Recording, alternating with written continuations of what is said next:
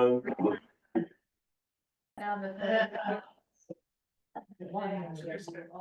right, the meeting will come to order. Hold on. This is sorry. Oh, first. We'll get there. Excited. You can lead us, all right? We'll get there. This is a regular meeting of the Environmental Commission of the Borough of Fairhaven. In accordance with the provisions of the Open Public Meetings Act, public meetings may be held in person or by means of communication equipment, including streaming services and other online meeting platforms. This meeting is being held in person and through the Zoom meeting platform being broadcast from Borough Hall, 748 River Road, Fairhaven, New Jersey. Public participation for this meeting on November 13th, 2024 is available by call-in phone number or through Zoom.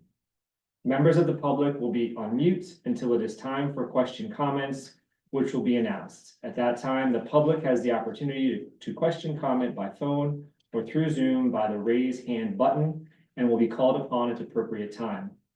Notice of this meeting was sent to the Asbury Park Press, the Two Rivers Times, and the Star Ledger on June 27th, posted on the Borough website, the bulletin board in the municipal building, and has remained continuously posted as required under the statute.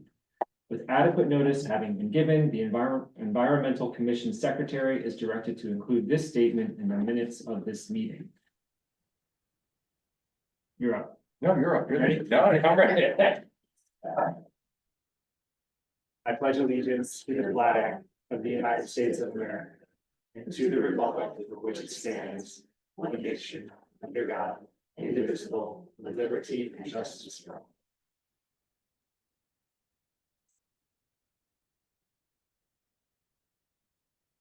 Christy, could you do a roll call for us, please? Sean Bailey, Here. Jesse Murray, said she would be absent. Anna Antonin. Here. William Dorner. Here. Kelly Flanagan. Here. Susan Globus said she would be absent. Gary Patterson. Here. John Peters. Here. Also present, Councilman Olson and Borough Secretary Christy Larson. You have a quorum. Great, thank you. First item on the agenda is the approval of our October 9th meeting minutes. Those were circulated by Christy. Are there any questions or comments? No. Can I get a motion to approve? A motion. Can I get a second? Thank you. Just a quick voice vote. All those in favor? Aye. Thank you. Moving into current business. First item up is the ERI revision. Any updates? So Jesse and Susan are out. We've all still been working on it quite a bit. From the last month, we've gotten it to a good place.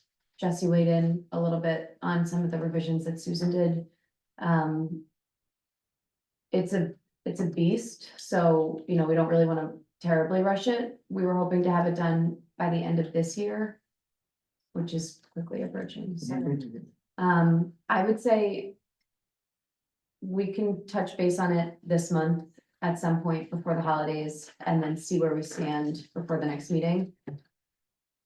From my last conversation with Susan and a little bit of Jesse, Susan is kind of thinking this would be better off being presented and finalized in the new year, just so that we have more time to really make it so that it's a little more digestible for just the common folk. So that's really where we stand. I think we can circulate to this group something to read by December and then finalize it early beginning of 25. From there, we can decide fully where it lives, how it lives, what it looks like. And then we can kind of just. What should be in this report? What are you looking for specifically? Well, it's all of it. It's an inventory of everything in town. So right when we started it, it was pretty, Jesse wrote it. It's phenomenally written. It was just an incredible amount of information.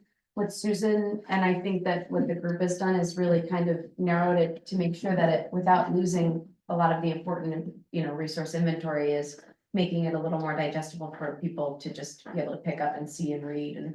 And some changes have happened since it started in 17. So it's just kind of getting it to a place where we can feel good about it living on our website, I would say. So we just need a little bit more time to do that, to make it so that it's there. Okay, cool. No So some of the question. things from last month, I know Christy raised her hand to offer to help to get it out to the natural area and Shade Tree and others. Yeah, it was sent, yep, all of that, it was circulated, so I think the kind of, Are you getting feedback though, or is it just No. kind of gone out? and yeah, it nothing's- just goes out. I think that that's kind of the consensus with the way that it's been for the entire time that it's been being worked on. It's gone out and, you know, if feedback is recommended, or, you know, it would be nice, but I think for the most part, it's just gonna be 3 people that really kind of work on it, the handful. I think you guys have a good handle on it. Yeah, I mean, Susan's done a phenomenal, Jesse's obviously done a phenomenal job. Susan's really come in. And if you know the background, Yeah. and the comment personally. Just a few things that we've updated just to make it a little more relevant to today's time and horizon, so. I would say that we can probably not take any more feedback. I think we had kind of come to that consensus as a group and just said, let's shut it down and just work on it as it is, so. Also from last month, you were with John on the phone, you were trying to get maps from him. Yeah, any of the updated tree maps? John? Happy to work on them. Does anyone have data for me? I'd be happy to work on them. We haven't looked at the actual collection of data, but that was one of the questions. Is there data out there? Yes, well, I don't know if your kind of data, the Shade Tree Commission has All right, 3,000 trees counted or something. with the Okay. Location. well, if they got the data, I can map it for you. That's no problem. So I'll reach out to them. I guess, Brian, I'll talk to you. Okay, the data. Oh, Christie has it. Christie will send Christie it. has it. Okay, if you send it along, I'll take a look at it and I'll tell you, give you a quick update on it. Shouldn't take long. Cool. I'm actually teaching that this semester, so I'm up on game. Great, we'll incorporate that. Okay. Susan? I have some corrections for Susan. Is she going to be the one maintaining the document going forward? Yeah, So I'll just take them over to her and drop them in her house there. yeah, Great, perfect, thank you. thank you for doing that. All right, I think still with you, Anna, any update on the Borough Sanctuary Committee? I'll be honest with you, I haven't made, I know they were planning on meeting last Thursday. I didn't make the meeting, so they haven't met yet. That was supposed to be the first one. I just reached out to Betsy to see if there was anything. If I hear from her by the end of the meeting, I'll jump in, but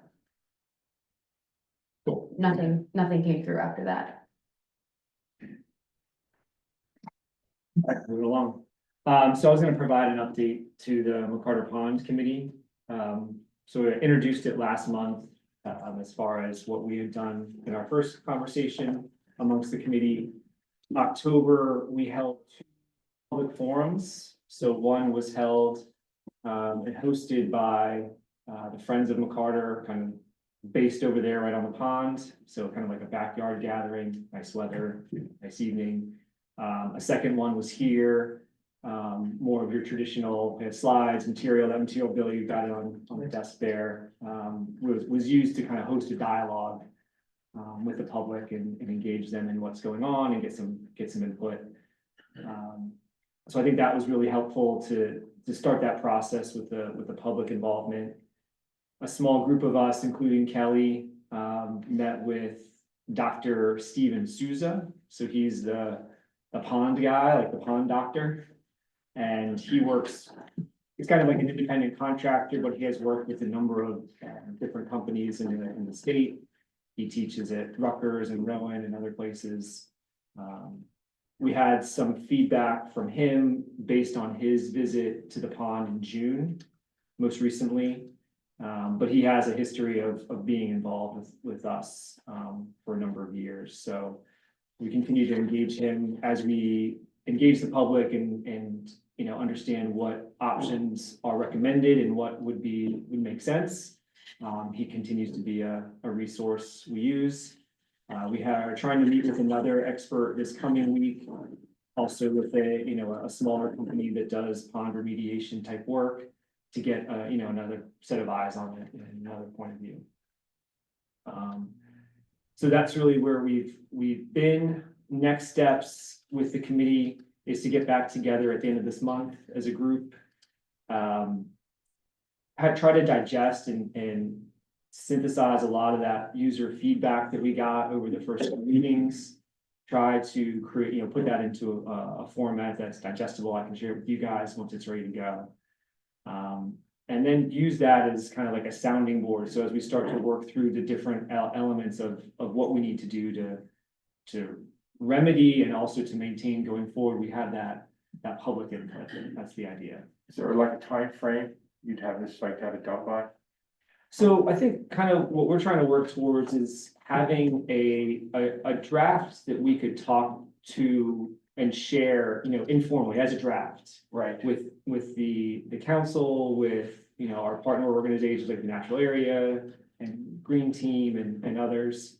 Where we start to flesh out, like, here are the top priorities, here are the first steps, here's what we do in the first 6 to 12 months, here's what we do in 18 months, that sort of thing. Right.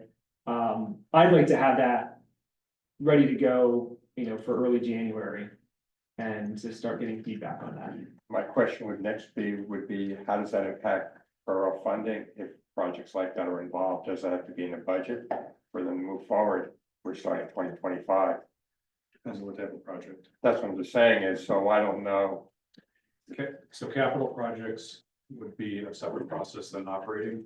Right, It sounds more capital to me. right. So that can be off cycle. If it's operating, it has to be in the budget cycle. If it's a capital, so at this point, mostly everything's gonna be a capital. Yeah, so I think what we're working against is there are several different avenues for funding. Some of it is our own budget and there are others. And so Councilwomen Hoey and Michael have also been looking at some of those funding sources that aren't ours, not our purse. To your point, and tell me if I'm speaking out of line, there is capital unearmarked set aside every year. And, there's a process we could go through at any point in 2025 and say, hey, we think the right investment is X, here's why, and go from there. Yes, Zach? Yeah. I did meet with our CFO this week to try to better understand the capital process, so I'll tell you what I learned. Subject to, may have some of the detail mixed up, I'm still working on it. But anytime we do a capital project, there's a bunch of rules about what's defined as a capital project. It needs to be approved by the governing body, and then separate from that, you identify the funding sources, and it can be a mix of external money, it could be some of our own money, it could be bonded money. And then there's a process of all the bidding and the engineering work and all that. But that's the process, and we have, I would guess, 15 to 20 projects that are in various stages of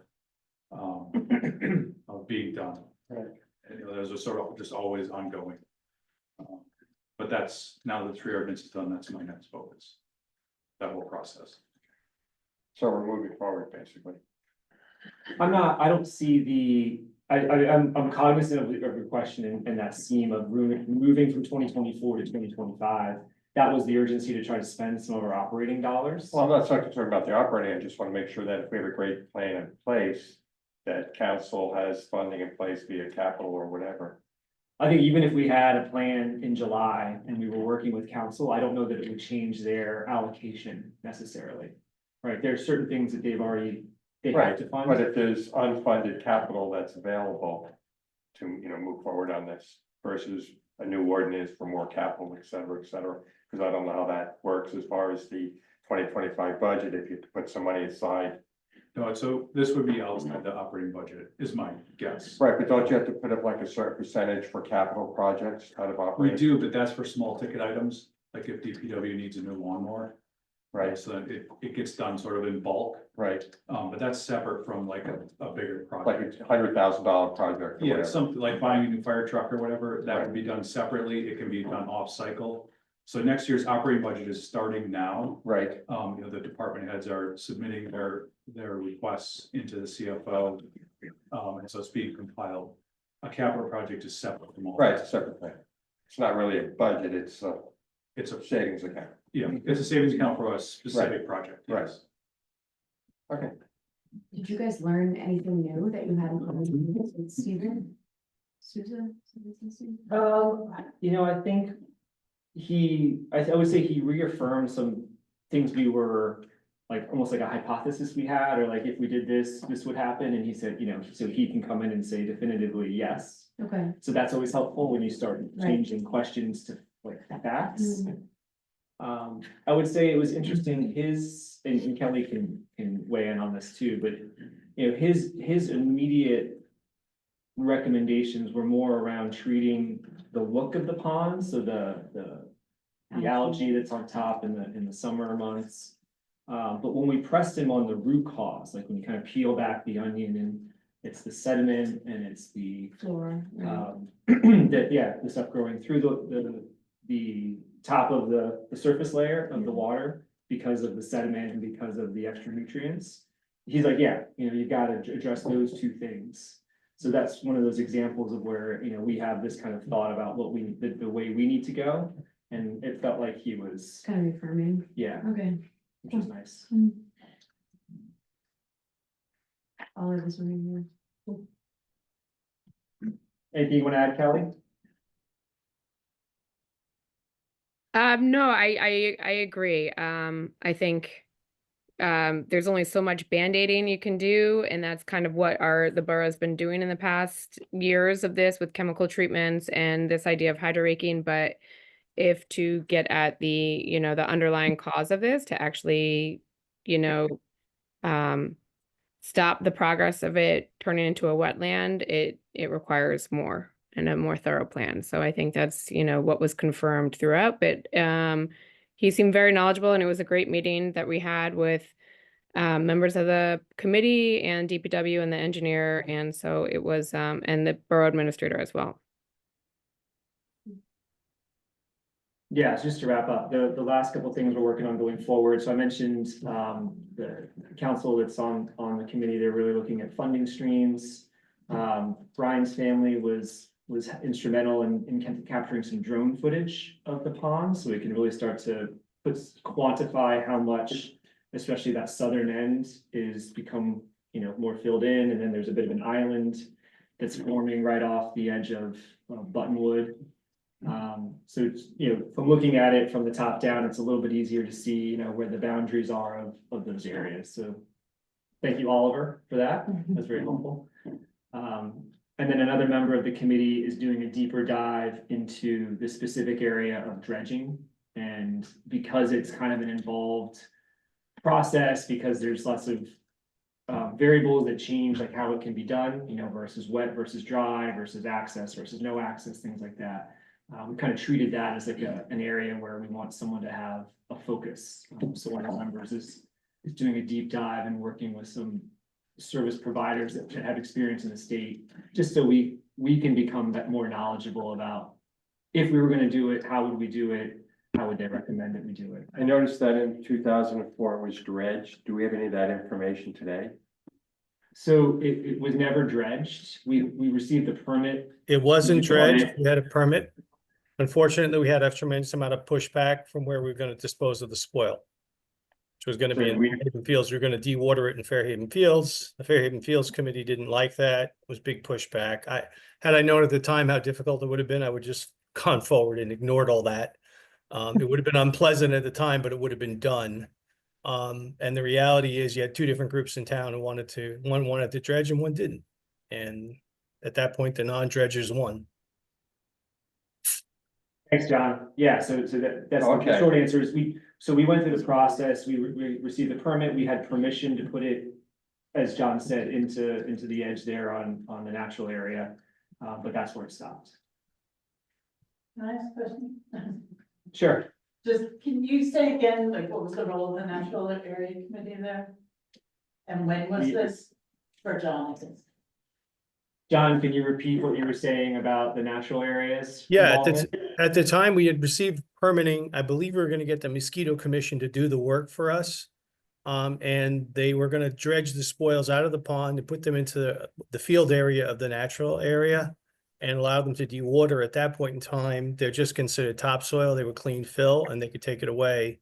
But there was pushback from the natural area people, a number of people in the natural area committee and others who didn't want us to quote spoil the field area. So since that was the case, the town council at that time decided not to do it. And again, I was And- relatively new at that time. If I had seen how long it was going to go on, I probably would have tried to push it through, but you know, hindsight's 2020, right? And just so you guys know, when the hydro raking came up recently, the Natural Area Committee approved that they Right. could take the It- spoils yeah, and put it, we had a place for it. One thing in the report, it didn't say much about the hydro raking. Do we have a general decision that didn't work out that well, or is? I was just looking Yeah. over the report that you passed out, Sean. It didn't say much I'm about. not, yeah, no, it wasn't, we weren't trying to pass judgment on it. It did what it does. It pulled up the grassy bits, the leafy bits. But the real challenge is the depth of the pond. We started with, 100 years ago, we started with a very not deep pond, a very shallow 3-foot pond. And over the years and with that area, that whole watershed becoming developed, and we're between 6 and 18 inches. And so dredging helps, hydro raking helps. There's been some feedback to our group that the pond seemed to do worse after the hydro raking. So we're asking that question to the experts that recommend it and the providers that do the work and trying to understand is there like a natural, like quick growth cycle that happens right afterwards, whatever, just trying to understand it better so we can answer those questions and inform the public.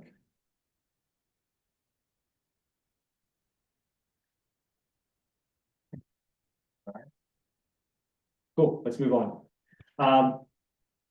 Kelly, do you want to give an update on the pollinator garden extension project?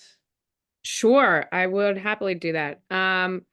So last month in October, the last weekend in October, Alex Harnick had the Eagle Scout project doing the addition of the pollinator garden. It was a beautiful Sunday morning, and it was so inspirational to see a dozen or more 8th grade kids joining him, helping out that pollinator project. There was a handful of council members there as well, and Brian and his daughter, and a lot of Green Team members, EC members. It was just a wonderful community event. And if you go and take a look by the pollinator garden, it has doubled in size. It looks amazing.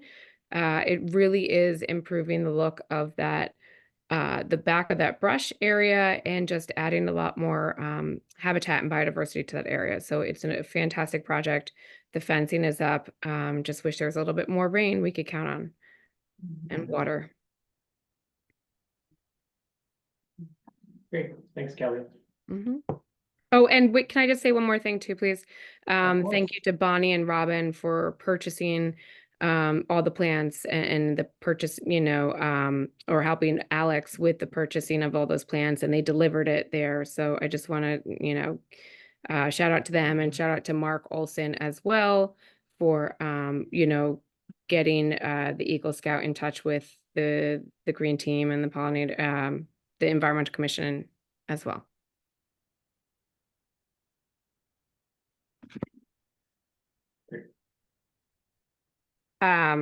Yes, so.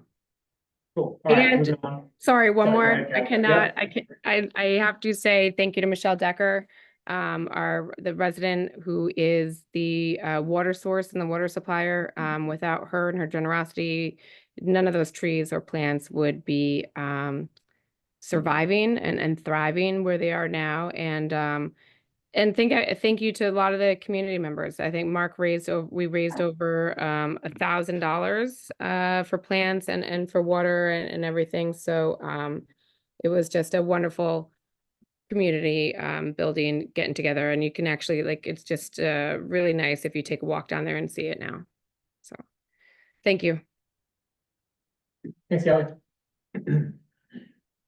Next topic was just a quick update on the DeNormandy Waterfront Park restoration. Remember at the last meeting, we approved the use of funds if need be from this year to take the next step. So we're doing that, working with Chris York and Borough Administrator to source a surveyor to come back and basically take the plan and the report from prior and just revise it with today's survey, today's conditions. So that's where we are, and Chris and I spoke about it today. So we're trying to do it as fast as we can to use our funds this year if we can. What I am looking for though is I think it warrants someone from the EC to kind of take a lead on it, be seeing it through. And we don't have to decide it tonight, but give a thought if it's something you're interested in taking a lead on and helping see it through. I think that would really help if there was someone to kind of shepherd this project specifically along. So, Sean, what would you particularly do you need to have done for this? as far as the survey, or as far as Well, is it, do you my need last a, comment? you want a field survey of the shoreline, or what do you want? So it's included in the original design and the plan, and so it's been 7 years. So it just needs to be updated with where like the current, like that slope of the embankment, where the beach is, things like Right. that. Let me give you, I'll give you a write-up. I have a suggestion of how we might be able to get some pretty accurate information. I have some equipment that get us to about 22 inches, which may be more than sufficient for what we're Okay. trying to do. So we can look at the shoreline, look at the bottom of the slope, look at the top of the slope. Again, you'll be within this much, so. That might be, we can do a series of points along the upper line, and then we could map that. I'll give you a write-up, okay? Yeah, so what I'm thinking is it needs to be a document or a quality that, someone can use it for bidding. I would suggest the question is, has it moved significantly, right? If it hasn't moved significantly, then the documents of 7 are probably valid, right? Yeah, that's fair. That's the question. So we can at least validate that without any cost. And if we can do that, then we'll decide whether or not you need to have a real new field survey. Right? Great. Yeah, All right, yeah, thank you. let me send that to you, and then you can share it with everybody.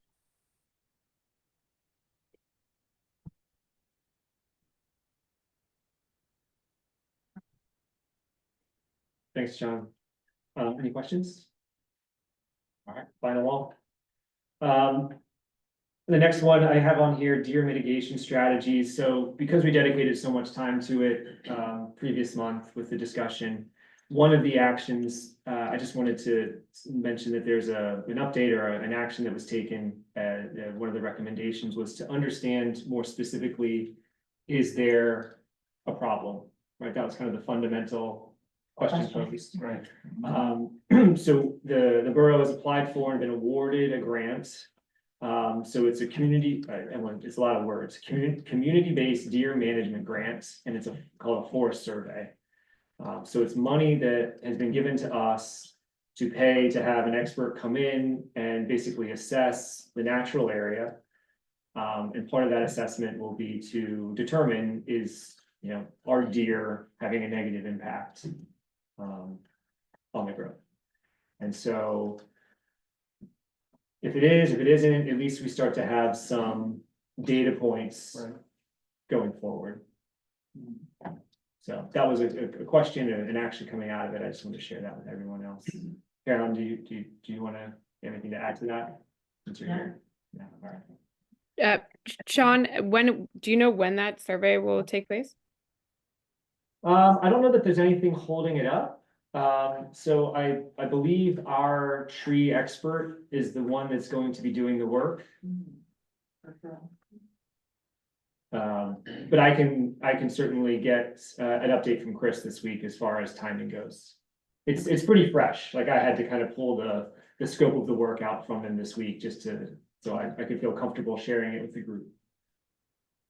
So they're assessing the vegetation, but not somebody like actually doing a survey of the amount of deer, or that's not?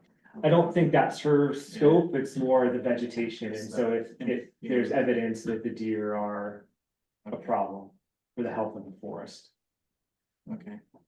Yeah, I wasn't sure if the, you know, if you wanna know how many deer there are, then if you have mitigation, a number that you are looking to increase, I think that's another step. yeah. So if they're not doing damage, then theoretically, there's no reason to No. kill them, but if But- they are doing damage, that's what it's. I think maybe, or it could just be one facet of the problem, right? So if it's not a problem. If the expert doesn't think it's impacting the Natural the area, natural area. There might be residents that feel like they're impacting their area. Right. And that's just a different way of looking at it. Right, so it's only specific to, like, it's not going into harming or, I mean, they like, My understanding is just the Investigated. natural area. but it's the first step, sure, yeah. concrete step with data. Yeah, Yeah, it's a good step because not everyone is convinced there's a problem. Right, so this way you know definitively yes or no, and then from there you can make your next decision.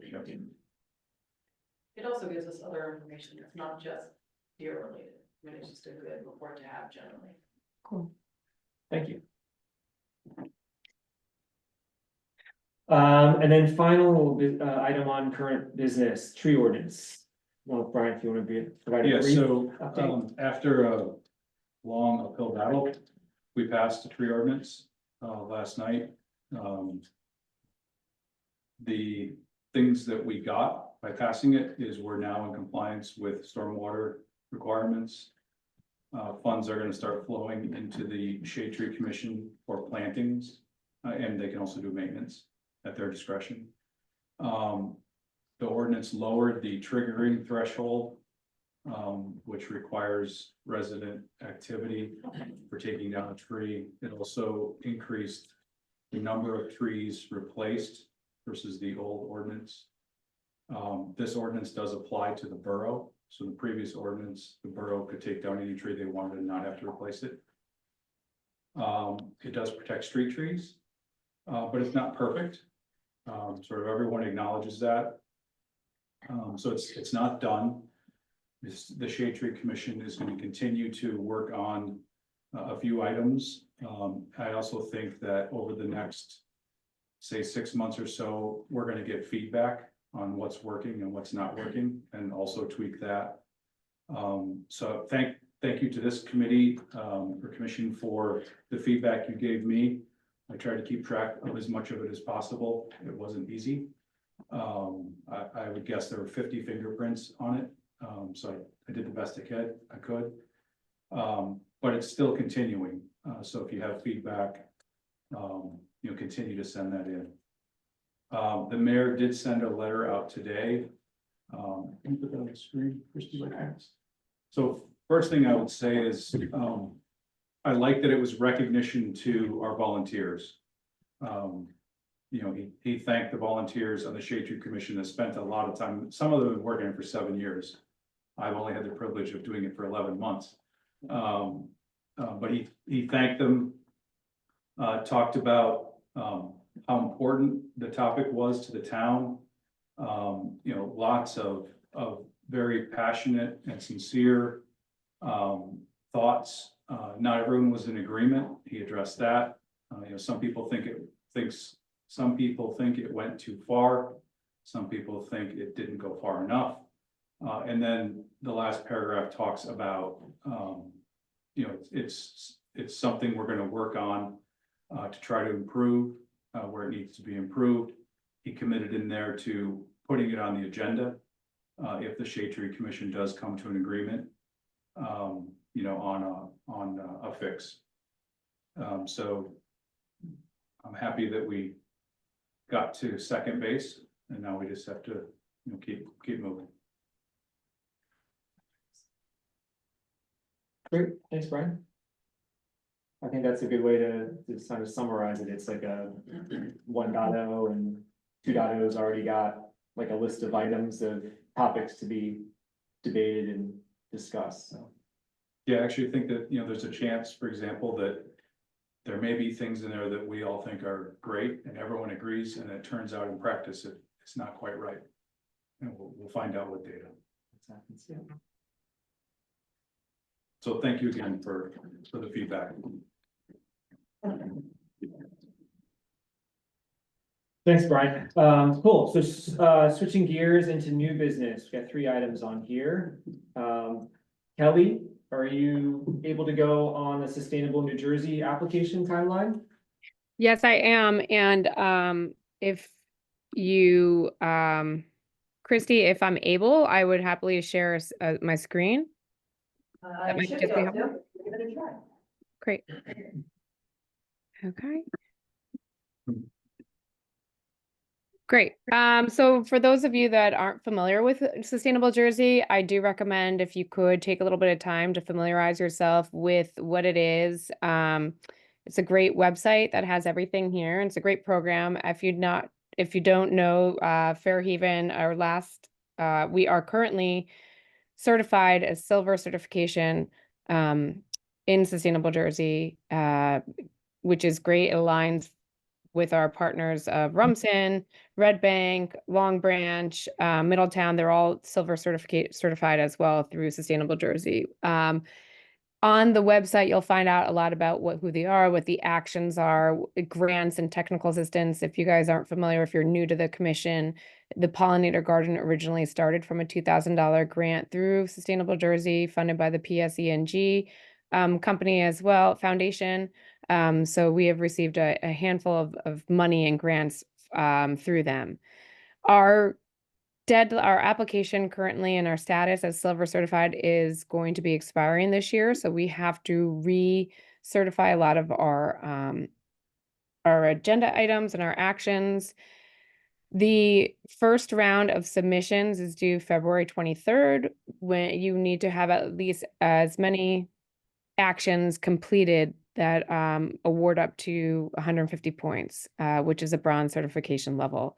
Now, each actions have different points awarded to them depending on how sustainable they are or how thorough they are. For example, some of them are required.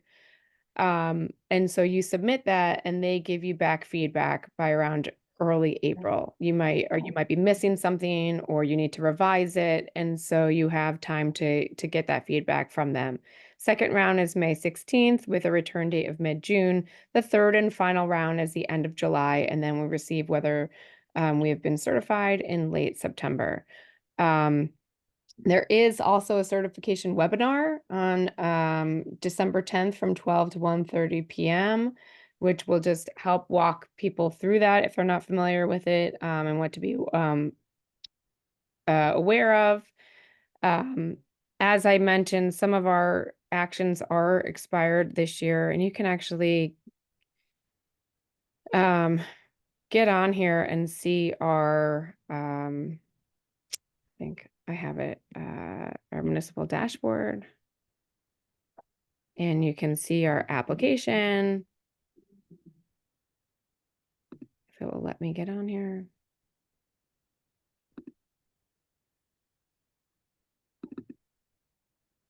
I don't know why it's not letting me, but I'm happy to walk through anybody who is not familiar with this, the whole process as well. So if anybody, here we go. And you can see there's different types of certification actions that are required, that are priority, and are different points, and how many that we've had completed or approved. And you can see the different things that, like for instance, our energy tracking and management has expired. And so we have to update that, and that's worth 20 points. All these different things are expired. A lot of them are things that we already are doing. It's just that we have to submit the paperwork that says we're still doing those things. And so Chris York, Christy Larson, Nick, they've all been critical too in helping us provide those details and, submit the information. This is very much a team effort. We ask that people help us. Shade Tree did a lot of these actions as well. You just write up a little summary narrative, and then you are required to submit evidence, and documents, that supporting documents for that action. And then you get reviewer feedback and you can see how, so it's pretty manageable. It's just time. It's time and it's, really should fall on a lot more people than just 2 or 3. I mean, this should be a very, big community, effort through the EC, the Shade Tree, and the administrators. But, Christy being the secretary of many of these commissions has been very helpful with finding that information as well. Thanks, Christy. Any specific questions? Obviously, Kelly. February is going to come up pretty soon. And I'm happy to, help with somebody else kind of categorize a little bit and see what actions are expired. What actions that we were planning on, or some other actions that maybe we're doing that we didn't know, and we can, because I know, for instance, a farmer's market, and you get points for having a farmer's market, like things that we didn't have 3 years ago when our last application was due. So Yeah, Kyle, I can help you with that. Obviously, we can work together on it. thank you, Anna. I appreciate that. So maybe Kelly, as a first step between, and Christy, let me know if this is reasonable. Can the two of you kind of look at all of it and just determine ownership? Like who could do, whether it's like Chris has to do stuff, or Nick, or Rich, or we need some volunteers from like our commission or green team, or In the past application cycle, we did have a spreadsheet, and we kind of shared. I had a link to every action. We color coded them to what we know we're doing, what's kind of within reach that we can get, and then what's higher effort, actions, and then people kind of assigned to it, and I think if we do something similar to that and pass it off to Christy or Chris or Nick, you can kind of be like, okay, yeah, we got this. We can help kind of divvy that up a little bit. Through the entire thing and did whatever I could and just got whatever I could from whoever I needed to. So Kelly, does that spreadsheet exist somewhere? We could dust Yes. it off and bring it back to life and refresh it for 2025? That it does. It does. And I'm happy to, share that with Christy and with Anna, and then maybe, next meeting, we can kind of, just share it with the EC too, as well. Cause you just need to kind of take people, if everybody could take 2 or 3 actions that they're going to own and be responsible for finding that information and being the point person to write it up. A lot of the stuff is already in there. You just have to change dates, like the cut it and leave it for the grass program. You just have to take, evidence of that from the borough signs that Betty Ann already puts up, or the borough buzz, and just kind of repopulate that with current up-to-date stuff. But if everyone would take a couple, it really won't be that much of a burden. Yeah, I think if you could take a first cut of what all those actions are, Mhm. and then present it in December, I'm sure people will raise their hand and do their share. Okay, I'll lean in, I'll do a couple things. great. Okay. But yeah, I think that would help us get the ball rolling on this for February. Okay. Sounds good. Thank you. Mm-hmm. Guys, any questions before we move on?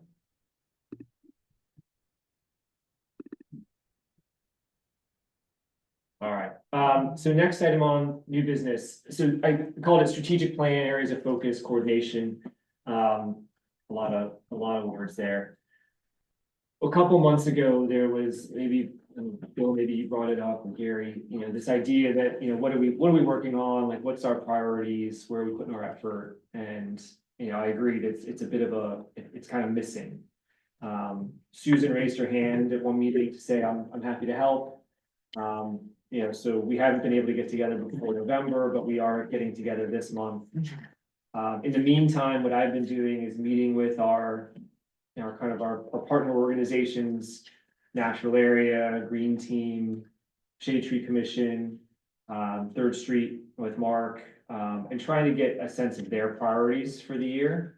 And what I'd like to do is be able to bring not necessarily another level of bureaucracy to it, but just a complete view, so we can sit here and talk about it a little bit more holistically, as far as with our inventory refreshed, it gives us like a great, like, it's almost like if you look at our current business, this is a lot of our inventory: Harding, McCarter, Pollinator Garden, Normandy. It's also growing. I feel like the current business, it's like we're adding. We're adding to, right before our meeting tonight was 21 Fairhaven, so we are adding property to the role. So I'd like to, I guess I would feel more comfortable in this position, having a view of all, you know, I don't say all, but you know, the major priorities that are out there and how we are advocating for them.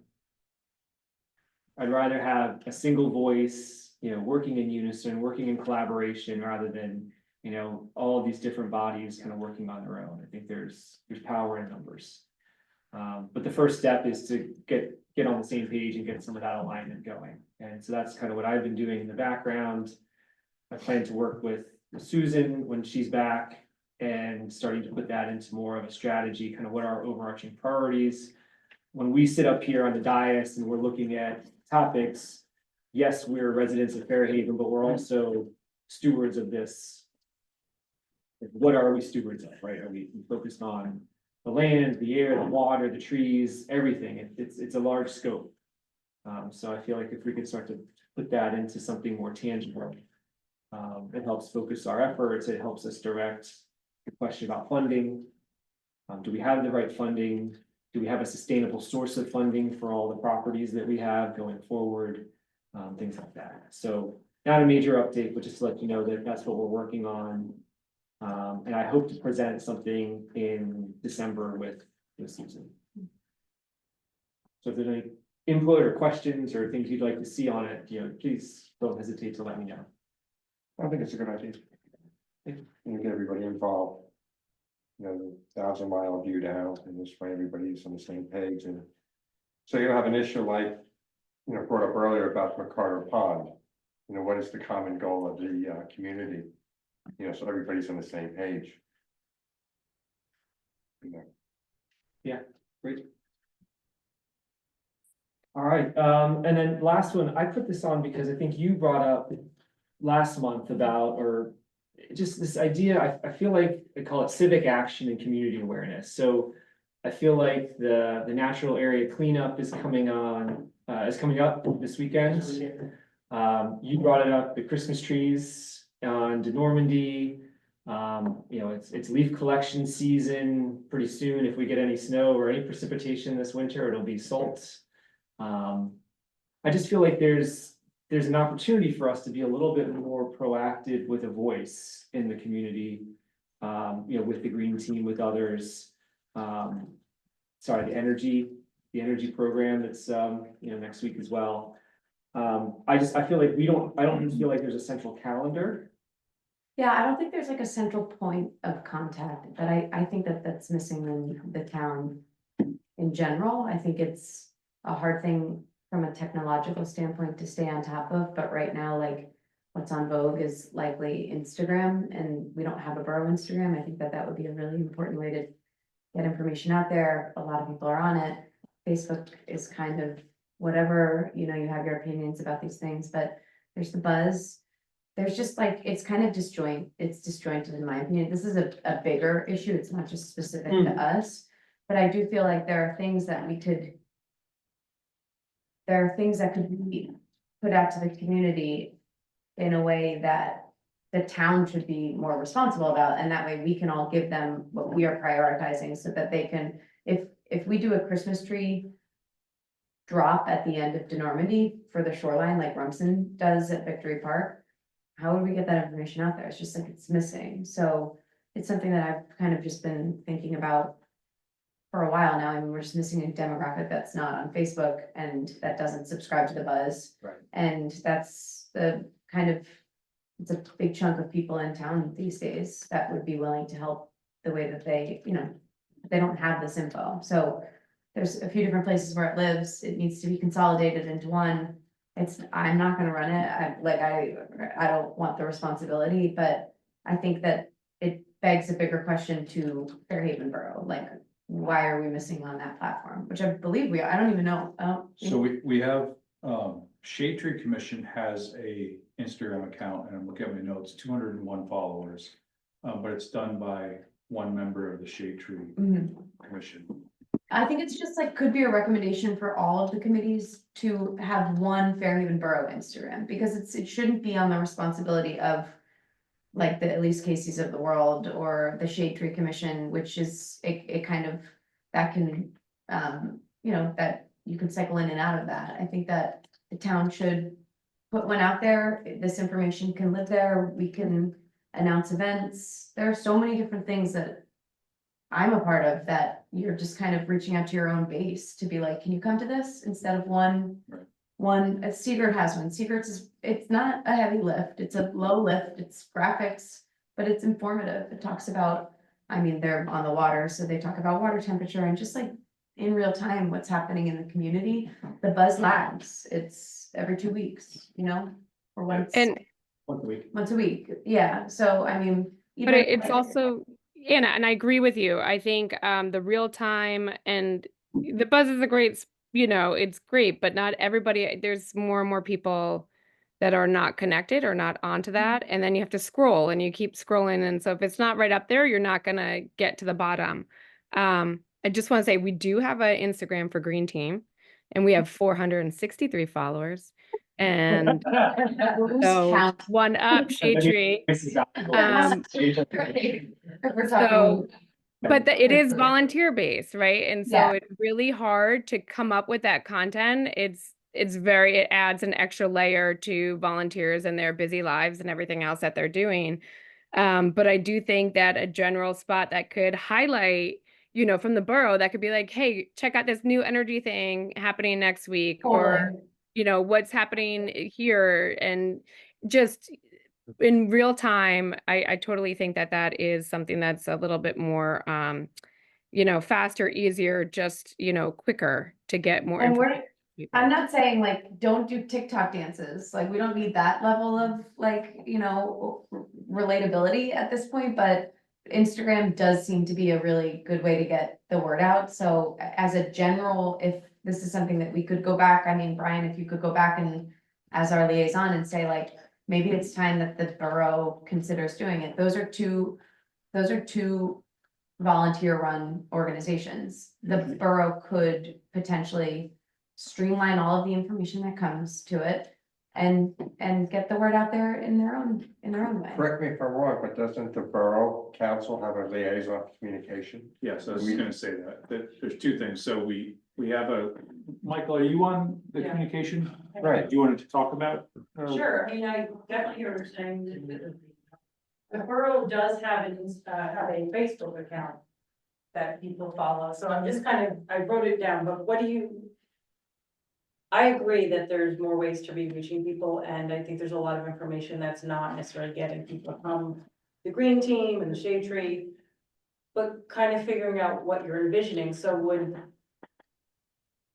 are you thinking from the borough, like this would be an Instagram account from the borough? Fairhaven Borough Instagram, Yeah. it's borough run, it's borough, you know, we can consolidate the information that we think relevant, which would be no Yeah. shortage of it.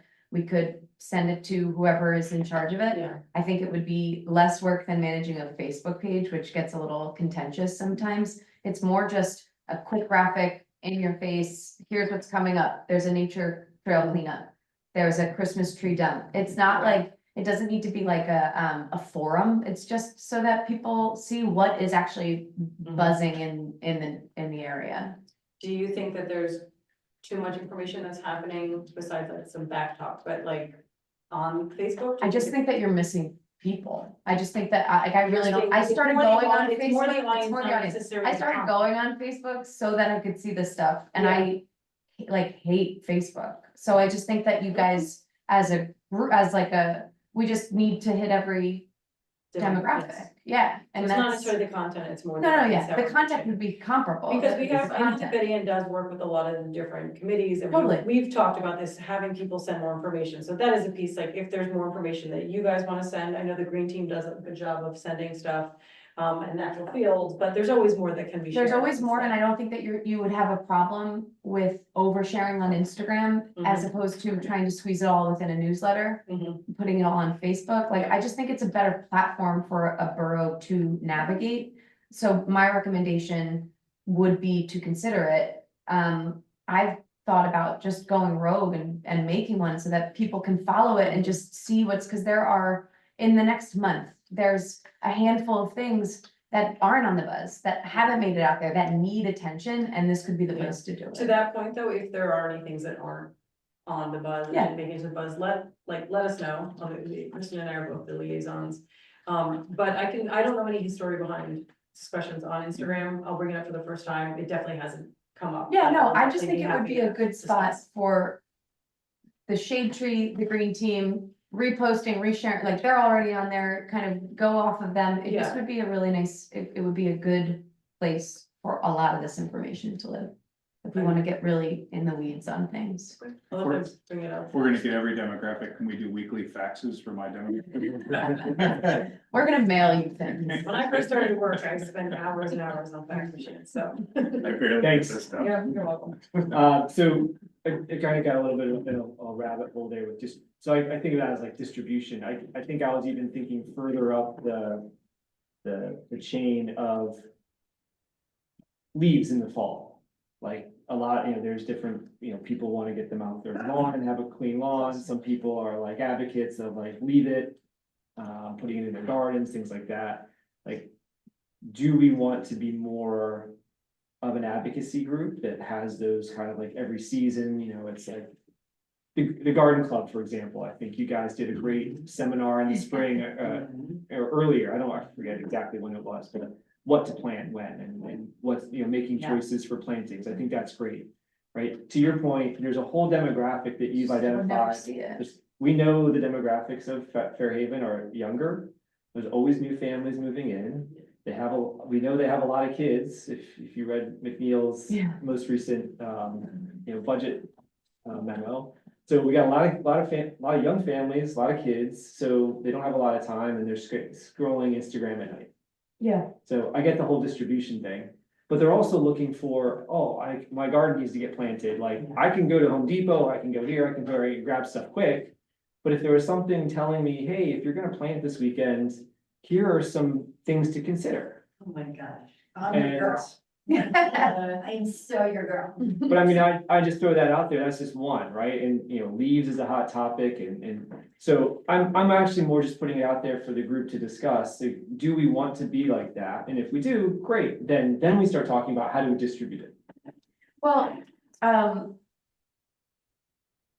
think that you could just give information around it, do we have to be the ones that make the decision on like the leaf pickup and stuff like that? Is that what are we the ones that are? I'm saying there are known kind of like topics out there, right? So do you leave your leaves on your lawn or do you not, right? And there's different schools of thought.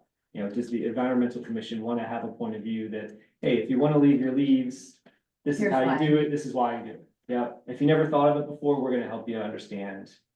There's an alternative to blowing them out onto the sidewalk. Yeah, I mean, I don't think that's. Can I weigh in on this? Sorry, is that okay? Yeah. Sure. Oh. I know the green team has had a lot of discussions Yeah. about this type of information as Mhm. well, so I would maybe recommend also trying to loop them in as a piece of the environmental commission. Yep. But my question is, would then, in your vision of this, would that be you, weekly post from the environmental commission, hot tip, or are you saying it's kind of coming from you, like recommendation from the environmental commission, or you're just serving this information and then the borough's sending it out? Yeah, it could be either one. I'm not hung up on the distribution yet. I'm more asking Yeah. the commissioners up here, like, do we want to get into that game of being more proactive about making recommendations? And, Carolyn had a great post this week about just informing the public, what is Fairhaven Fields? You put the graphic out there, you had the red lines around there. It sparked a little bit of debate. I didn't know that. Oh, it's the history of this. Like, to me, that's informative. You could send that out. If you want to get some engagement, you can send something like that out on a regular basis. I'm thinking more that there are topics that will help improve the environment in Fairhaven because 90% of the environment is privately owned. So if we can start moving the needle on certain things with homeowners, on certain topics. I think just getting Yeah, the information out there. I was just gonna say, yeah, the green team has always kind of filled in that role a bit more with like the boots on the ground and the grassroots and education. We've done, workshops on composting and films and speakers on native plants and pollinator gardens. We also utilize our social media for that thing too. And so one of our most recent posts that actually was the most popular one was just another reason to leave the leaves and talking about how the leaves are critical for fireflies and where have all the fireflies gone. And that's just another reason. And I know in the years past, I think it was 3 or 4 years ago, um, Borough asked us to put together, there was so much garbage that was also in the leaves, and so making sure to clean up the garbage from the leaves and what to do with the leaves and composting. And so we've always kind of played that role. We've always talked about too that the EC and our website should be where people come to find this information. And the big thing is, if you take a look, Rumson EC, they do it well. They do it very good. Their EC has their own page off the Borough where they have incredible resources that they've designed, they put up. It's more user-friendly, it's more easy, accessible. And we've always, and I know John and Gary, people who've been here before, we've always kind of talked about what should and how should our platform and a way for the EC's page to be more accessible to people and to be as like a, to have a lot of this information. What is stormwater? What are some green infrastructure? What can you do? And here's a place where you can get it. It's just the way it's kind of set up now. There used to be a green team page and an EC page. Now they're merged. There's like not a lot of real time changes happening. It just isn't as effective. But I would suggest if you take a look at the Rumson EC page, that is very it's just something to think about. Maybe our website, if we have our own website or like a place where we kind of provide this information, maybe a link tree on Instagram where people could say, hey, what was, why am I thinking, or people are saying leave the leaves, and then you can go there and actually find some stuff. Or, what is a rain garden, or why native plants? Where can I buy them? And you can actually find resources there. Yeah, and that's great. I would say I'll clarify. I'm not saying the EC has to own it. I think we can be a platform for the natural area, for the green team, for the garden club. They can use us as a way to advertise and to share their information. For me, I'm kind of looking at coming back to the strategy I was and thinking planning. that too, It's like, what's our what's our annual plan? calendar look Yeah, like? yeah. Twice a year, we know there's probably gonna be a natural area cleanup. Cool, like, let's make sure we know that. Yeah. Like, we shouldn't be the last, like, not that we're the last people to know, but we should be informed. Oh my gosh, Sean, when the- so much of what you're saying is so new and so refreshing and so inspirational. Thank you. The EC should be an umbrella because the environment it has so many tentacles. And we have really been asking for this for a long, long time. Okay. All right. And as you being our advocate, we're out there as workers. Okay. So, question on distribution, how do we get the information? That's a bigger question. I'm totally, Yeah. I'm not ignoring it, I'm just, No, I'm I ahead of it, I'm like cart before the horse, right? Well, Like, I just think what do you wanna say? my Like, knee how jerk often? was like, we need to do something. I think of the new business, B is going to inform that. B is going to inform C. When you two sit down and look at this and say, what is our strategy for how are we planning? Then I think that will take shape into what this group looks like. I think that the green team and the shade tree do a really good job with getting their information out. How can we help them? How can we be the one who have a liaison? Say, can you go back to Borough, to council on our behalf and say, we think that this is a good idea. I think that's a good spot to start in as well. We're seeing a disconnect of information. There's no continuity. There's very little platform. There's very little support at this demographic. Could you go and say, maybe it's time to think about one umbrella for the borough, that everything rolls up into it. Yeah, I think what I'm hearing is lots of agreement about what to do. It's probably a bandwidth question. Is it? So a question for Christie, how long do you think it takes to put together the borough buzz? Like how many hours a week, and maybe might maintain the Facebook page? I mean, Betty Ann does all of that, and she's as a director of communications, and I mean, people will call her like every other hour, like, oh, can you add this? Can you add this? Oh, can you put this up for me? Whether it's the chief, whether it's DJ, whether it's recreation, she's getting pulled in contact from everybody in every commission, so if I had to guess, and she's doing the website too, so, So do you, yeah, it's a lengthy Like process. 20 hours a week or 10 hours a week? If you had to guess. For just- Why don't we just, we'll ask her, why don't we Yeah, not put Christie on the spot, we'll I'm just just curious ask if Betty she Ann. could- Well, because where I'm going with it is, I'll just throw this out as a trial balloon. It's probably a bad idea. But what if we shifted and didn't do a borough buzz and use those resources to sort of refresh and do Instagram instead and get rid of Facebook? You know, the buzz feels to me like something that was cutting edge, you know, when email was first coming out. It was probably what we think of Instagram today. That's where everyone was.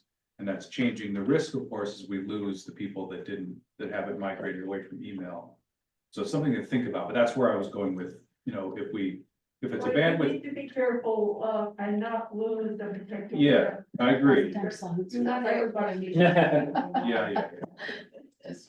So that, there's just some ideas out loud. Yeah, Yeah, no, I well, think it's and- like, yeah, I mean, or, you know, if Green Team and, between Shade Tree and Green Team, they have, you know, a little bit of effort, does it make sense to have like environment at Fairhaven, like, or, you know, and have one consolidated piece that we all can contribute to? I think there's a lot of different ideas we could kick around. Sure. But like I said, it actually, and you remember from the Shade Tree Commission meeting from last week, right? Her biggest Yeah. issue is creating the content, the time to create the content. so I will say, like, if the direction that we wanna go in is. We would like to be, this group would like to consolidate, take Green Team, take Shade Tree, and say, here's the information that we want to. Here's the cadence, here's the information that we want to send out to the town in whatever format. It would be very easy for me, and I don't have a graphic background, but I have a program, I can make a quick little thing, we can pull in, we could bundle these things up and send them to the town to make it easier. I'm happy to do that. I think that it's important that this group and those other groups get this information out because it's lacking, and it's very important to the town to remain environmentally on top of things. So I would be more than happy to do that sort of, it's Canva, like I can throw a Canva graphic out there and send it to, you know, if we've got an Instagram, that's zero work truly on my part. So if that's the direction that the strategy and planning, if we want to be the ones that kind of control that and put some advice out, you know, I'm happy to work with all of the other entities to make sure that everybody feels like they're on the main stage. For, I think, council, what does that look like? Is it Instagram? Is it Buzz? Is it Facebook? I think the problem is you're pulling levers, like you take away something, you're gonna alienate people, you know, Yeah. naturally, so. It's hard work, but it's important, like we need to figure out what it looks like, but it would be important work to make sure that all of the demographics, especially the young, new families that are moving to town, they need this information. Would this be just environmental, or would it be other departments like public safety, fire, et cetera, the whole, in other words? This is off topic to the EC, but This would be an advice- EC Instagram. no, I think that there should Or be is a it a borough? Fairhaven Borough Instagram that we all feed them the information that we think is So relevant. other departments like police, Yeah. fire, and such Yeah. would be part of that. So DJ would call up the person for his Instagram versus. Yeah, go to Seeger, go online, Seeger Borough has a wonderful Instagram, it's active, they post all the time, it's nothing, I've never used Instagram, so this is all. we'll get you on there. There you are.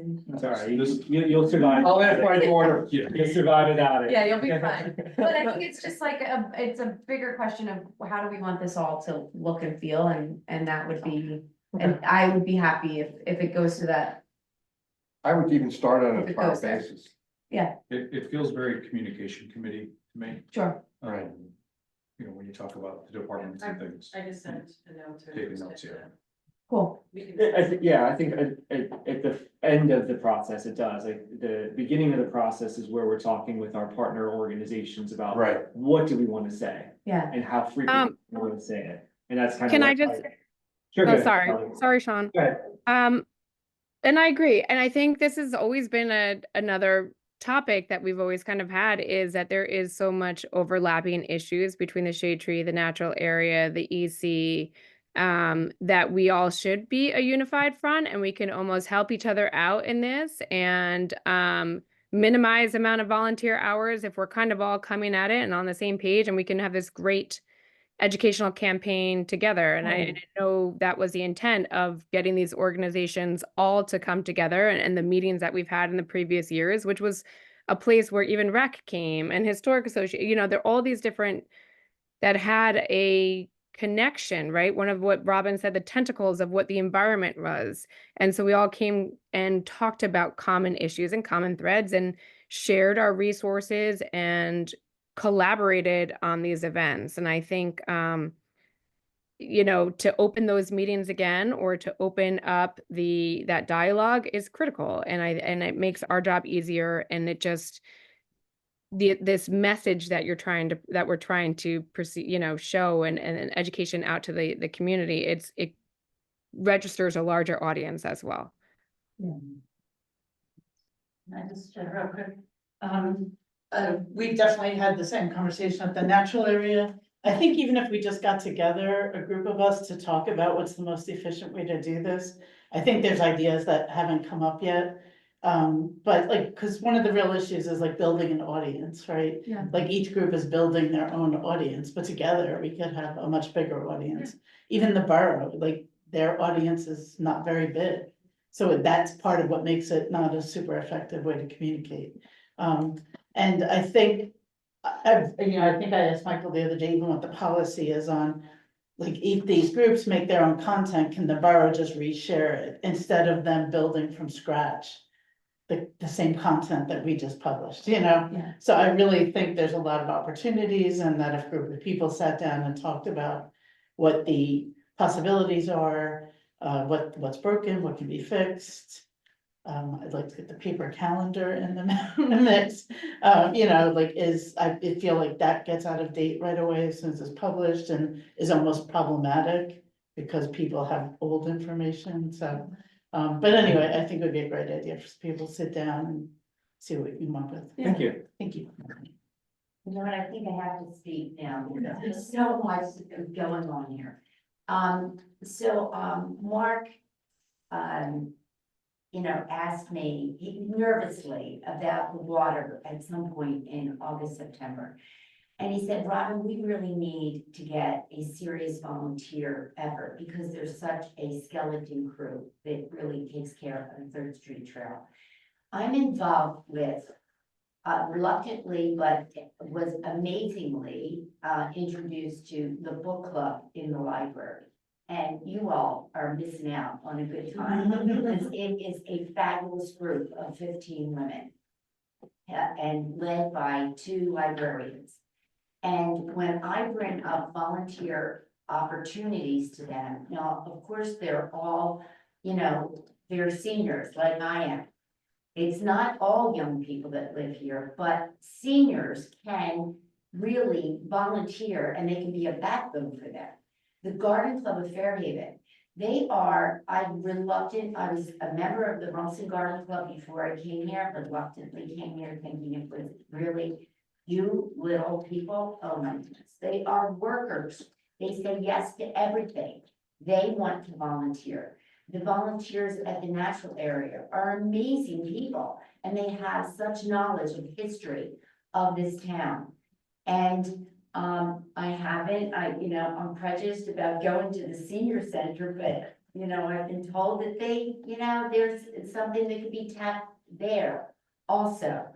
I'm just saying, so I said to Mark, I was involved, when I was in Pennsylvania in a group at an arboretum, and every week there was just a volunteer, like you were going to do something. And I said we could, you know, people can volunteer to go to Third Street Trail, they can go to the bird sanctuary, they can go to the natural field. But they need to count on it every week. And you provide a little coffee and you provide a homemade banana bread. And people would come to talk, to get together. I know that we need information. I know that, you know, a collective communication is important. But I think what Carolyn is suggesting, that we get together and talk. Like, this is going to be a fabulous time on Saturday and Sunday at the Natural Fields Volunteer. You know, we all are determined to make it that way. We're providing a meal, we're providing refreshments, you know, and, you know, Bonnie and I got together after the garden party and we decided that we were going to be plant doctors. I went to, a family and I brought 10 native plants and, you know, it read their kids a book in their backyard, and then we planted a native plant garden right there. The parents were like unbelievably impressed and connected. They want more information and they know my face. They know, we all need to know your faces. Meet us at Booster Do, like, you know, reach out, you know, and get to know one another. I really think that it's out there waiting to happen. Can I ask? Because we did, at the last communications committee, we did talk about how to let the community know all of the volunteer opportunities. So having some kind of landing page or one spot where everything is listed. I just made a note to follow up and see where we are with that. But that would rely on everyone getting this information, but having a real true like volunteer spot. Well, I think it's in front of the bookstore, you know, just hang out there and talk about these things and the needs. Definitely, but I also think it would be good virtually to have somewhere like that people can just Yes, oh, definitely that's needed, yeah. Great, all right. Thank you for the input. I think we're good on that for Yeah. now. So I'm not hearing any dissension, to the idea. I think it's a great idea. Continue to move it forward. All right, we've got two more items before we open it up to the public, even though we've already broken that seal. Christy, can we just flip the two? Can we do the meeting dates first? Maybe just, do you have something to flash up or?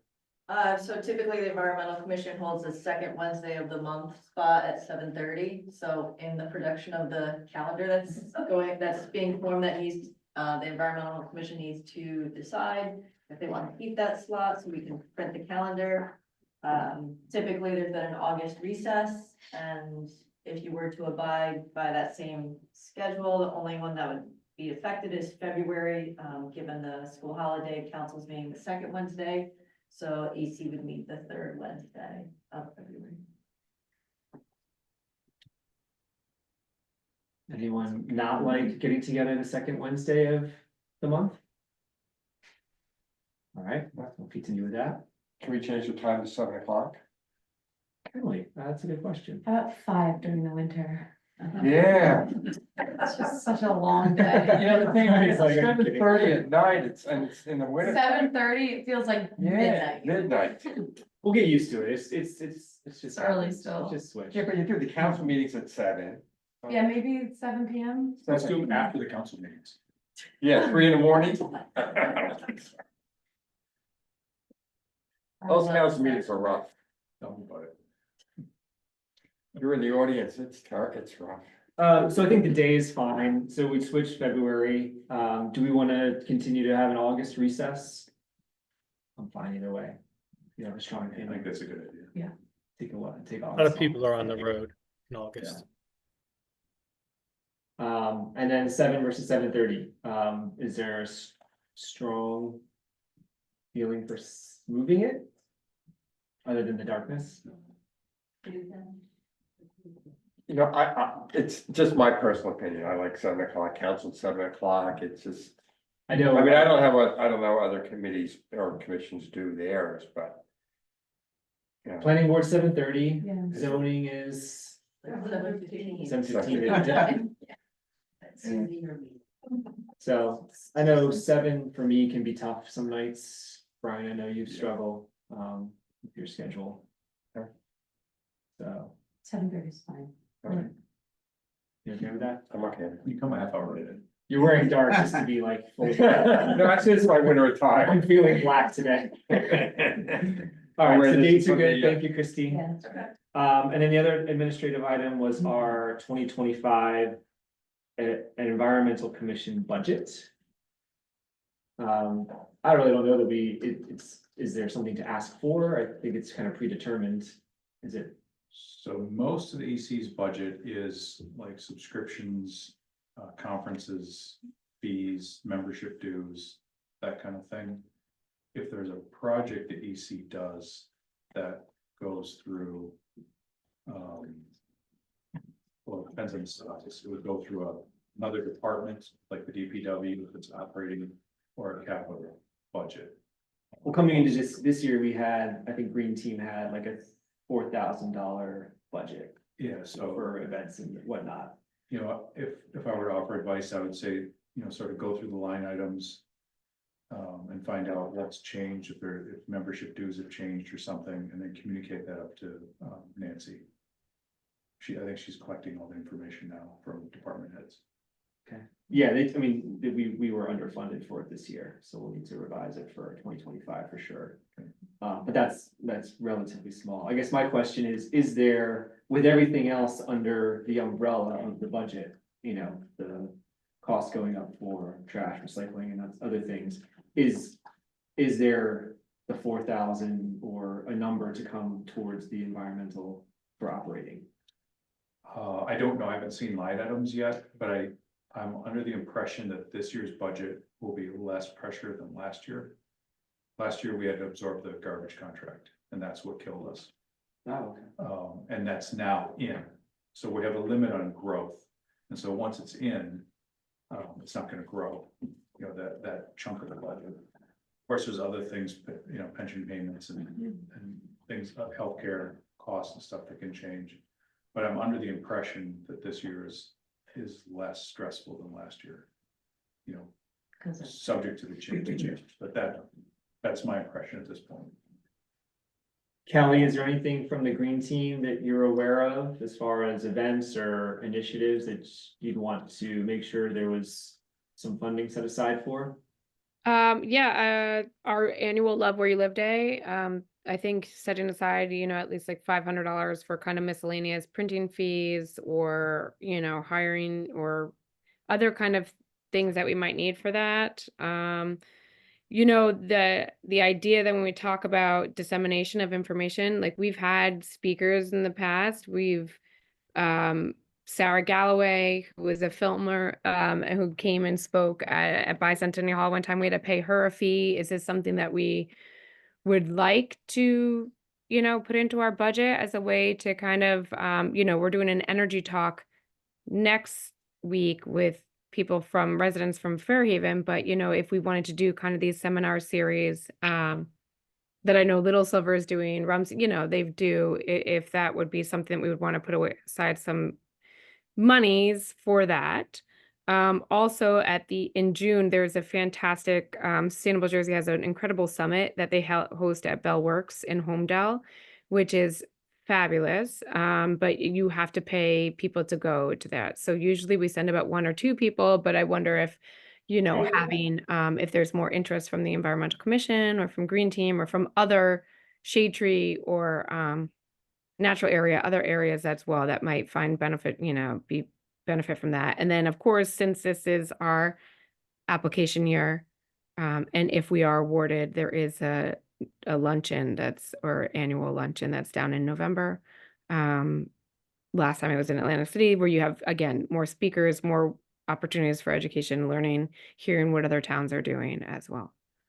So you know, those are just things that, you know, apart from the ANJAC subscription fee, we've also talked about we could have ANJAC come and do workshops for us for a couple $100, you know, site plan reading or other things, and we can obviously have a shared service with Rumson or Little Silver or other different ECs and split that cost. But if that's something that we want to do, we can look into that. So I would say compile the lists with the dollar amounts, and I recommend putting them in priority at the top, put them in order. So then it's easy for the finance committee to, if we have to trim back, there's information in the list to know what's most important to you. Right, Okay. justification for each line item. All right, Kelly, I'll catch up with you after, this week, next week, and we'll start to put that into a format that we can share with Brian and Nancy. Sure. Thank you.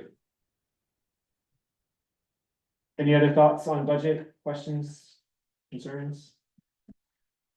All right, that is the agenda. We now open it for public comments. If there's any left, Actually, I don't see any, okay. I'm gonna try to make this quick. Thanks, Robin. Robin and Neil, 925 River Road. The first question that I had is when we're talking about the end of denormity, are we working with Liberal Society on that? Yeah, so we did in the Yeah. past, Okay. and we haven't spun up the conversation with them again just But they're yet. ready for us. We're still in communication with them, correct? I don't know when the last time we were in communication with them about this specific project, but when we're ready to go, we will. You're all right, okay. Yeah. And I just want to reinforce the Sustainable New Jersey, that our motivation last time was really about attaining grants. Because we were really frustrated with, the money that we might get that was preventing us from doing some of our projects on the green team. So I just want to, emphasize that maybe, the effort to go silver again or gold, hopefully, that would give us access to more grant. Definitely, yep, Yeah, okay. thank you. And this is really the reason I came. It's about the rain garden outside here. Yeah. Fairhaven Borough, yes.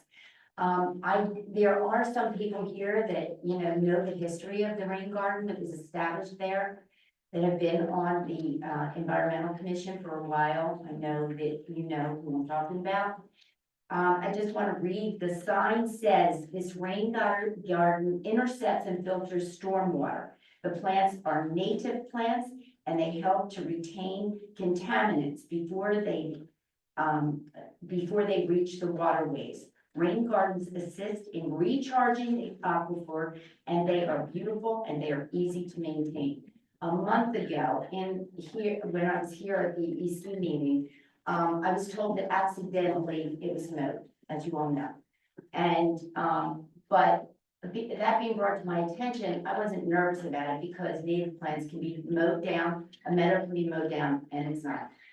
But what I missed was that the council approved a outside talented gardener to come in. And I was actually in my Halloween costume as a witch going to my grandkids in Brooklyn. And I saw the whole thing being uplifted. So most of those native plants have 2 to 5 feet of roots in what was established way back when. And that was the mastermind of the EC under Ralph Windrum and Brian Rice and presently Jesse Murray. And they worked with Rutgers and they worked, with Sustainable New Jersey. And we were one of the 32 municipalities in the state that were granted this rain garden. And not just that it was granted, but it was a demonstration. It was supposed to educate. It has a drain in the middle of the garden so that the water gets cleaned. It has a chance of getting cleaned before it goes to the now sink. So I did have the opportunity to speak with this very intelligent, landscaper, but she was half of the plants were not native. And they were small, they were shallow rooted. So I agreed with her that I would rush to a native plant garden and that plant nursery, and I would come back and I would plant these asters and these cone flowers, which grow larger roots. But most of what was established was taken out. So, my recommendation, I'm really hoping to have Jessie hear this because it will be meaningful to Jessie because she was involved in the selection of the native plants. And I also think that, moving forward, maybe the DPW or we could manage that and the recommendation to use green team, because many of us in Sustainable New Jersey were recommended to take the Rutgers, very thorough year-long course on, and we're certified to construct and edit, rain gardens. So I just wanted all of you to know, because I'm like such a nervous wreck about it. So maybe if you rewind a little bit, you said the borough hired a gardener to, I think it was a To do what? volunteer, it happened at the council meeting. Maybe you two know. Volunteered to donate plants, and when I looked her up, she was closing her business, so I think she had all these extra plants left over. So she was just unloading them. Yeah. So the council approved accepting them, not realizing what the impact was going to be. Yeah. And there. But so you know, just to it's clarify, beautiful, but was she the borough doesn't adding? have an ornamental garden. I'm Was not she- saying you can plant anything you want, but you can't put it in a demonstration rain garden that is, supposed to be talk to people about how native New Jersey plants love native New Jersey soil and are going to help you. I mean, native plants, I enjoy during COVID, I went and I mapped it because I was very interested in what the content of that was, being new in this town. So I had the map of the original plants, but I delighted in the flowers and I delighted in the seeds and thought, isn't this wonderful that the pollinators are coming? But really, the workhorse of those plants are something that Fairhaven needs because it is such a fragile community, being right next to the Madison. Okay, so just to clarify, when she was planting these other plants that were, it sounds like they were accepted as a donation, Yes. in kind donation. Yes. Was she also removing the native plants that were Yes. there? Yes, and when I went to plant the asters, they grow, 3 to 5 feet in roots. I just found soil, I didn't find any of the old stuff. So, anyway, native plants grow fast. So. I mean, I have no recollection of well, this. so I think you weren't at the meeting, I think that was the meeting you weren't at. So my recollection was, she said rain garden, and I thought this was just gonna be like an addition, some additional plants. So I feel like I should ask more questions. But I get it, I just heard rain garden, I didn't know that that meant taking out what we have. yeah, So I'm not sure where that kind of got lost, and that's a great question, and I didn't realize that it happened until you said it, so. so I did. Yeah. I did go back and I removed the nepeta from Brazil and these other flowers from Argentina, and I put them in the burrow. Like, I cleaned out the dandelions and put them in the burrow. But, it just wasn't doing, it can't be called a demonstration anymore. I think that sort of leads to like a bigger point of with the DPW and the work that is done in general, that we, like, are things looked at through this sustainability or like Correct. lens. We're making that effort. Well, I guess, I look at it differently, there's so many channels to come into government, right? There's you guys, Yeah. there's there's several forums, the Green Team is one, Garden Club, there's so many entrances. And for someone to get an approval from one without corresponding with another is problematic, right? It's Yeah. problematic when we say, hey, we should do something, we don't correspond Yeah. with council. If something happens in the natural area that the administration just goes and does, of course they can, because they own the property, it's their property, but if they don't at least consult the natural area group that's the stewards of the space, it doesn't seem quite right. So I think there's an opportunity to just improve how we operate and how we inform each other. I think on the council, like, okay, so we approve, but what does this mean? Like, what's the next steps, kind of Well, like? should we inform the green team that Yeah. was the one that invested Yes. in having that rain Yes. garden? Should we Yes. inform them I of mean, we're this? doing our job to be as educated and give you everything that's out there that can, improve air and water and the health of the community from our aspect, like you were saying.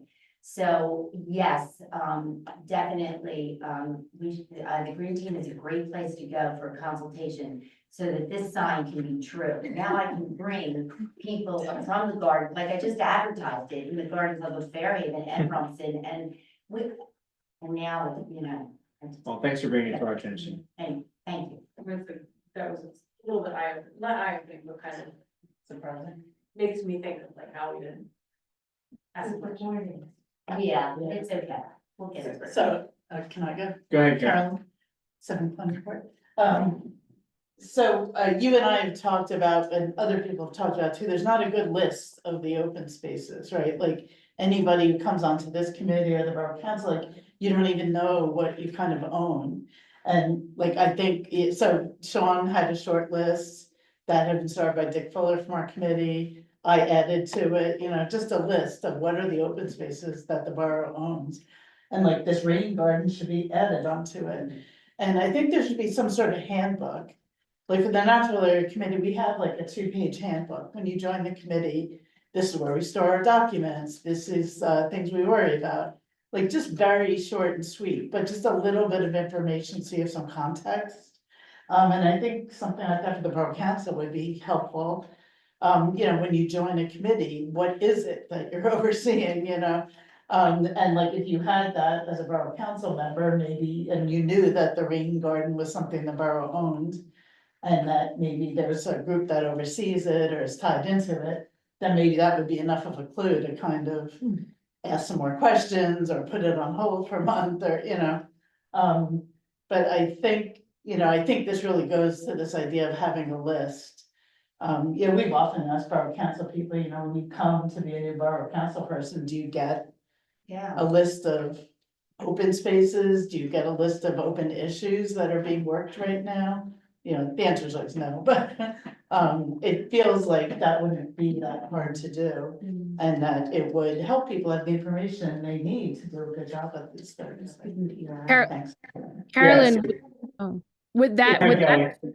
but would that fall into the ERI or would it be separately? Because I also think that the ERI would be such a great thing for every council member, for every commission, you know, and that could have that, but maybe something that we want to put in the ERI is who are the stewards of that open space, right? And so maybe that can also be something worthwhile to put it in there, into that list. Yeah, Map. yeah, I mean, in this day and age, we should all share some sort of borough handbook that any of us could bring up during the meeting or anything. And maybe. Yeah, we have a map of the general open space facilities. We can add some of these additional ones if you want. I mean, obviously, some of them are very small, but you know, you can make a point position, but I know we know of all the bigger parks and stuff on a map from the county. Yeah, if you, so maybe some of us newer to the group don't have visibility of what that map is. So John, if you've got your hand on it or know where to find it, that'd be helpful. Yeah, I have the raw data. What we'll do is I'll pop you out a version of it and then you guys can, we can talk about additions if we think we have things we haven't got on the map, like the rain gardens might not be there. They're newer and smaller and they might not qualify as quote a park, but are, you know, obviously assets you want to maintain, but I'll give you a copy, take a look at it all. Yeah, it was, because I think to your point, we did start we started the process when we looked at the ERI and said, is there a way to kind of put a more kind of tangible list at the beginning, you know, McCarter Park and so on. Just so that's kind of the inventory that I think the average reader would look for, natural area, you know, things like that. And then, you know, like you said, Carolyn, you brought to my attention a couple of other ones that may be like less, not at the top of the list. And if I go to the master plan and I look at, you know, the percentage of land acreage that's dedicated to the borough and how it cross-references with certain like the natural area acreage and McCarter Pond, for example, it actually doesn't actually hang together. So I think it's, you know, two of us are in the planning board. So we're looking at the master plan. What's it called? The revisitation. Revitalization. No, it has a different word. Anyway, we're looking at, the master plan is getting updated, the ERI is getting updated, so I think it's a good opportunity, you know, with this effort, you know, working closer together and just, you know, sharing that information, so in 2025, it gets updated, and it continues to be, you know, a living document that people can reference, because it's fresh. And it leads me to another kind of side issue, which is a little related to the social, but I wonder where committees store their documents. Like, we all have maps and stuff, but we tend to pass them around, and like the Natural Area Committee, we started a Google Drive in its own account, so that when we leave, we can give the password to the next guy. And we scanned all that we got, you know, we started with a pile of documents people gave us, we scanned them, they're all in there. But I've always kind of wondered, you know, at different points, the borough has asked me, like, do you have the report that Monmouth County gave us on the natural area? I was like, I do, but don't you? You like I said, the maps, the mention of the maps, you know, I feel like we have millions of maps, and yet not enough, right? Like, we don't have a map that shows the cell tower location in the natural area. And we would love that, you know, but, it feels like there's a lot of information that we could be sharing. And that kind of, given technology these days, like, that's easily done. Like keeping stuff in a central place and giving people share permissions. Well, actually, that would be Allison as the borough clerk should have everything. Yeah, and I'm really wondering, like committees, right? Committees are doing a lot of work and have a lot of documents and information, like kind of in the same way, like how do committees manage social media? Well, it's interesting, like this group is, everything I get is in their email, the planning board were given email addresses, so that isn't like, those are in two different, this is all personally exchanged information that I have now on my personal Right. Google account, and I have a planning board prescribed email address as well, like why is that the case? Yeah, Broader questions. I think planning board and zoning board, but I think because they're like official decision-making boards, there might be some difference there, that might be. it's up to you, like, so you'd be subject to your Yeah. email being reviewed if there was ever an issue. Totally. That's so some people opt to have a separate correspondence for town related stuff. Mhm. Cool, yeah, thanks, Carolyn, good points, appreciate the update and the points. I see Bonnie, let's go. Hi, Bonnie. Am I unmuted? Yes. Okay. So I love this discussion tonight. I feel like the environment is finally getting a little bit of respect, and the commissions that are in charge of it are really getting their, you know, energy together. I love the idea that the EC is going to help the Green Team with the Sustainable Jersey effort. We've kind of been out there on our own. I think it's really important. I mean, every time I attend one of those conferences, I mean, they have the mayors of the towns are speaking and so proud of what is going on in their towns, sustainability, and just all the good community efforts. So it's really great if we could possibly get some town officials to attend, just to show that Fairhaven is actually cares about this. And the whole talk about, you know, all these community or these environmental groups really should be in closer contact with each other. I mean, that was kind of the point of the environmental roundtable. It was more just, I think, formed because we realized that nobody really even knew who the other committee members, chairs were, and they were all trying to do similar projects and getting volunteers, and it had, I don't know why it was raised at a council meeting as kind of a, I don't know, underground activity. It really wasn't. It was always above board and very innocent and just trying to collaborate. So I think the idea behind that was really good. And I love the idea of the social media coming together because, you know, we all have a good message to share and we all want to help each other. So I just, hope, I'm excited, Sean, that you're, talking about land, air and water and, and leaves.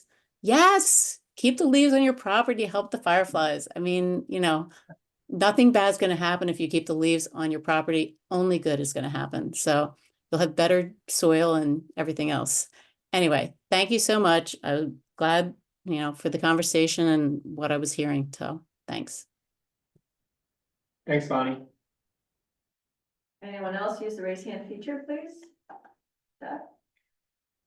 Nope, there are no other public comments online. Oh, yes. Yep. Last but not least. We touched on a little earlier, but just to lay it out in its full. Metro area is having our volunteer weekend, Saturday and Sunday, 2 days, both days from 10 to 1 o'clock. Saturday, I think we're going to start at the community garden entrance and Sunday at Dairy Pond. So come out, pull some vines, maybe do some other things. We'll have some sandwiches and some refreshments. Thank you. Anything else? Uh, All right, meeting adjourned. Wait, can I just give a plug real quick? Just a reminder, everybody, please, from the Environmental Commission, the Green Team, everyone else is invited to come next Wednesday, November 20th, 7 to 8:30 at Church Nativity Parish Hall. The Fairhaven Green Team is having an event on home clean energy journey, hearing from Sarah Fischel and her husband David about their own successes, what they've found that's worked and what haven't worked with EV, heat pumps, rooftop solar, induction cooking. It's going to be refreshments, a great community event. So please, if you can be there, we'd love to have the EC, since it is a joint collab. We'd love to have a lot of people from both the EC and the Green Team there. Also the Franciscan Earth Care Ministry from the Nativity, but anybody from the community is welcome. And we've also expanded it to other environmental commissions from the peninsula and from the nearby towns as well. So it should be a great event. If you can please come. And I know Sarah brought some flyers for everyone if they need to take home as well. So just a little plug. Thank you.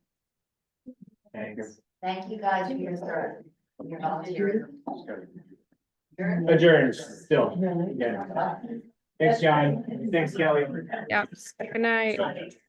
Yeah,